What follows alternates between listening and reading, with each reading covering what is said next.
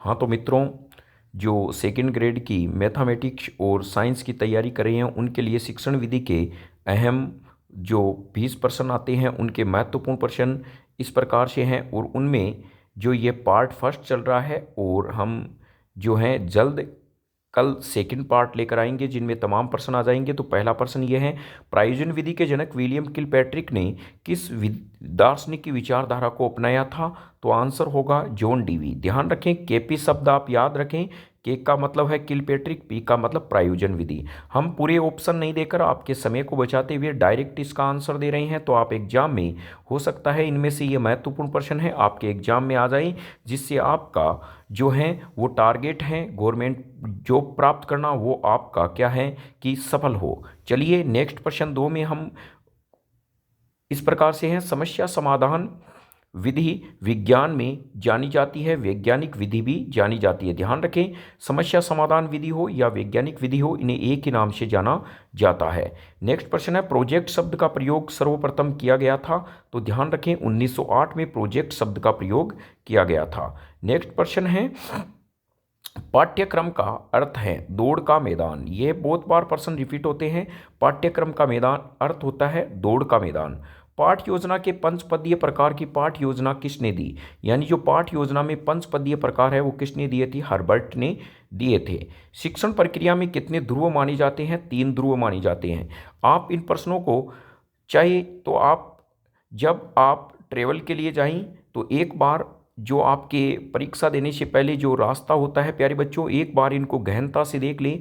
और यह प्रश्न हो सकता है आपके जो हैं एग्जाम में मददगार और एक हथियार के रूप में सामने उभर के आएंगे, क्योंकि बहुत ही मेहनत और महत्वपूर्ण तरीके से बनाए गए ये प्रश्न है। तो चलिए नेक्स्ट प्रश्न ये है, संज्ञात्मक पक्ष में ब्लूम ने कितनी श्रेणियां विभाजित की थी? तो ध्यान रखिए, संज्ञात्मक पक्ष की जब बात आती है तो वो श्रेणियां आएगी 6।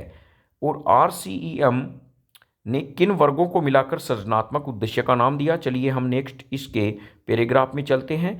तो यहाँ पर हम कहें कि नेक्स्ट प्रश्न इस प्रकार से हमारा ये होगा,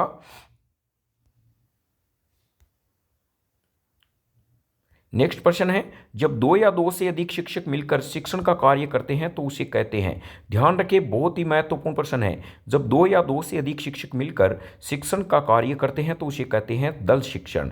साकित अभिक्रमित अनुदेशन के प्रवर्तक थे, क्राउडर थे। क्या थे?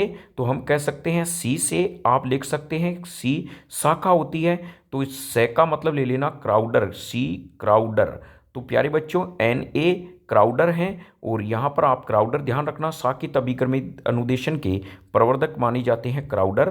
तो चलिए यहाँ पर नेक्स्ट प्रश्न की ओर चलते हैं हम। देखो सुनो और समझो पर आधारित विधि है, यानी देखो सुनो और समझो पर आधारित विधि है, यह है प्रदर्शन विधि। हम यहाँ पर जो हमारी जो महत्वपूर्ण विधि होती है देखो सुनो और समझो पर हम क्या कह सकते हैं? प्रदर्शन विधि। फिर प्यारे बच्चों बहुत ही महत्वपूर्ण प्रश्न है ये, बीएड में भी हम करते आए हैं। पाठ योजना का सोपान नहीं है प्रस्तुतिकरण, पुनरावृत्ति, प्रयोग व स्पष्टीकरण। तो ध्यान रखें, स्पष्टीकरण पाठ योजना का सोपान नहीं है। पर्यटन प्रविधि किसने दी? बहुत ही महत्वपूर्ण प्रश्न है, पर्यटन प्रविधि किसने दी? तो पर्यटन प्रवर्तन विधि प्रोफेसर रेने ने दी थी। तो इस प्रकार चलिए नेक्स्ट प्रश्न की ओर चलते हैं। दल शिक्षण में शिक्षण करते हैं 2 या 2 से अधिक जो होते हैं वो शिक्षक दल हैं, वो शिक्षण करवाते हैं, दल शिक्षण में शिक्षण कार्य करवाते हैं। नेक्स्ट है, आप विज्ञान के शिक्षक हैं, पुष्प वाटिका लगाने में निम्न में से किस विधि का प्रयोग करेंगे? तो प्रायोजन विधि है उसका हम प्रयोग करेंगे। प्रायोजन विधि किलपैट्रिक ने दी। यदि आप कक्षा 8 के विद्यार्थियों को कक्षा 6 के स्तर का प्रश्न पत्र मिलता है तो प्रश्न पत्र में अभाव है, यह बहुत ही महत्वपूर्ण है। 8 के बच्चे को आप 6ठी क्लास का प्रश्न पत्र दे देते हैं तो इसमें वेदता का अभाव पाया जाता है। तो यहाँ पर चलिए नेक्स्ट हम कह सकते हैं अभिक्रमित अनुदेशन विधि के जन्मदाता हैं, तो यहाँ पे कह सकते हैं BF स्किनर। ध्यान रखें, एक तो शाकित में क्राउडनर होता है और अभिक्रमित अनुदेशन का कौन होता है? स्किनर होता है। क्या होता है? स्किनर होता है, BF स्किनर अभिक्रमित अनुदेशन का। किस विधि में छात्र काम करके सीखता है? बहुत ही महत्वपूर्ण प्रश्न है ये, यानी अन्वेषण विधि में छात्र काम करके सीखता है। स्थूल से सूक्ष्म की ओर कौन सी विधि है? आगमन विधि है। तो सूक्ष्म से स्थूल की ओर हो जाएगी निगमन विधि। तो ध्यान रखें, स्थूल से सूक्ष्म की ओर कौन सी विधि काम करती है? तो है आगमन विधि। विज्ञान मेले और सरकारी आयोजन करवाने वाली संस्था है एनसीईआरटी और एससीईआरटी होती है। और एक ध्यान रखें प्यारे बच्चों, जो आजकल एनएनएमएस के एग्जाम चलते हैं बहुत ही महत्वपूर्ण है। एनएनएमएस के एग्जाम यानी राष्ट्रीय प्रतिभा खोज परीक्षा कौन आयोजन कराती है? तो ध्यान रखना, एनसीईआरटी करवाती है। कौन कराती है? एनसीईआरटी राष्ट्रीय प्रतिभा खोज परीक्षाओं का आयोजन करवाती है। चलिए नेक्स्ट प्रश्न की ओर चलते हैं हम।